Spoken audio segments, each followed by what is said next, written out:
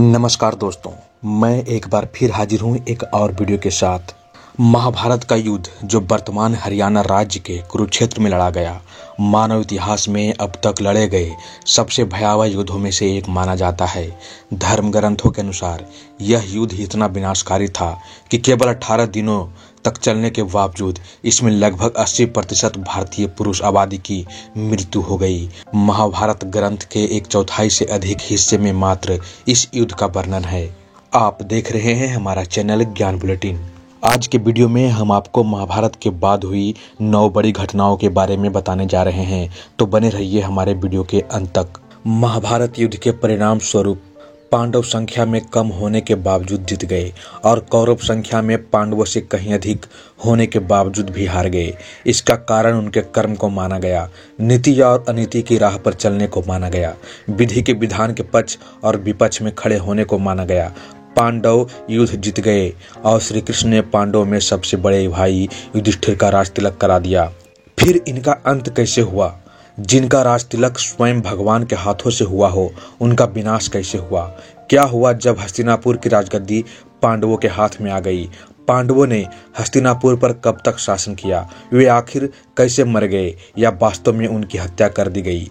और सबसे महत्वपूर्ण बात यह है कि भगवान कृष्ण के साथ क्या हुआ? ऐसे कई सवाल मन में उठते हैं, तो आइए उन सवालों के जवाब जानने की कोशिश करते हैं।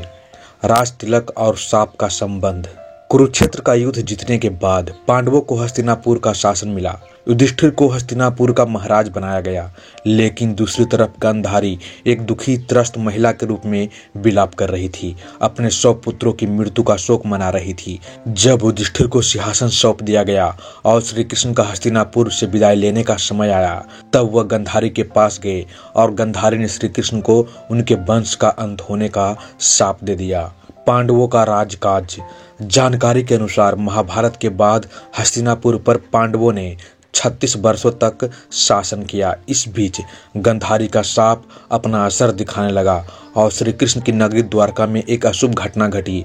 वहां एक उत्सव के दौरान सभी यदुवंशी आपस में ही लड़ने लगे और एक दूसरे की हत्या करने लगे। यह घटना सोमनाथ के समीप प्रभास क्षेत्र में घटी। श्री कृष्ण पृथ्वी लोक से चले गए। उधर प्रभास क्षेत्र में यदुवंशियों के एक दूसरे को मार डालने के बाद पहले बलराम जी अपने लोक को वापस चले गए। इसके बाद श्री कृष्ण वहीं प्रभास क्षेत्र में एकांतवास में रहने लगे। एक दिन वह ध्यान अवस्था में एक वृक्ष के नीचे बैठे हुए थे, तभी जरा नाम के एक शिकारी ने गलती से उनके पैर में तीर मार दिया और श्री कृष्ण ने वहीं मानव देह का त्याग किया। भगवान श्री कृष्ण के वैकुंठ लौट जाने के बाद देव ऋषि वेदव्यास ने अर्जुन को बताया कि श्री कृष्ण और उनके भाइयों का जीवन समाप्त हो चुका है। फिर हुई कलयुग की शुरुआत। जानकारी के अनुसार श्री कृष्ण जी जिस दिन वैकुंठ को लौटे, उसी रात 12 बजे से कलयुग का प्रारंभ हो गया।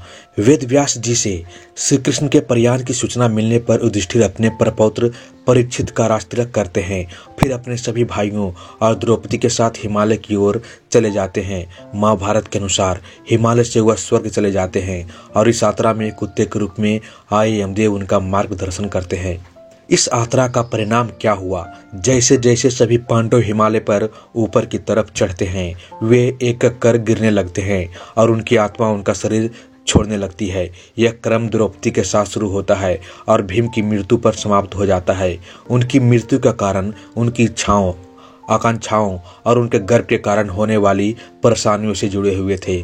केवल युधिष्ठिर ही थे जिन्होंने किसी भी चीज पर गर्व नहीं किया। इस कारण केवल वह जीवित रूप में हिमालय के ऊपर स्वर्ग के प्रवेश द्वार पर पहुंच पाते हैं। स्वर्ग और घटनाएं।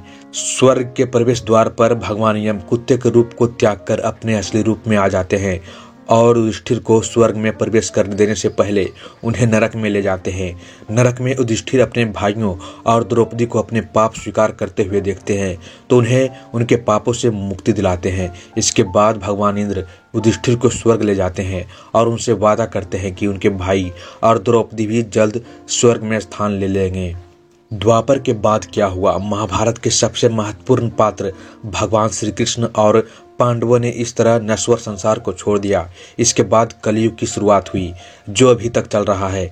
जानकारी के अनुसार अब तक कलयुग के सिर्फ 5000 साल पूरे हुए हैं। तो ये थी हमारी आज की वीडियो। कैसी लगी हमारी ये वीडियो हमें कमेंट बॉक्स में लिखिएगा ज़रूर। मिलते हैं अगले वीडियो में, तब तक के लिए जय श्री कृष्ण, जय हिंद।